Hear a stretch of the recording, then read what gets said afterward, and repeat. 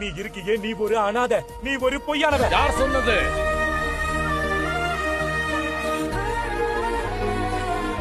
ஒத்துக்கிறேன், Jiang family அக்குபஞ்சரோட உண்மையான வாரிசு இவ இல்லதான். ஆனா எல்லா விதத்திலையும் வாரிசாகிறதுக்கு இவ தகுதியானவன். ஏன்னா இவ என்னோட மகன். அலைக்கடலின் நடுவே அலைந்திடவா தனியே படகெனவே. ஆமா, இவ என்னோட பொண்ணு.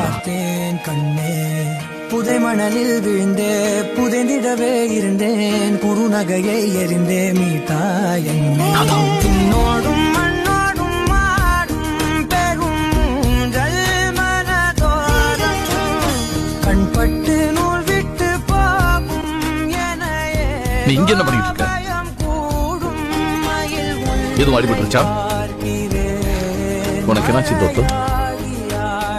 அவன் உங்க சொந்த பொண்ணா இல்லாம இருக்கலாம், ஆனா நீங்க என் மேல காட்டின அன்பு இருக்கேன், அது உண்மையான அப்பா மேல கூட காட்ட முடியாது.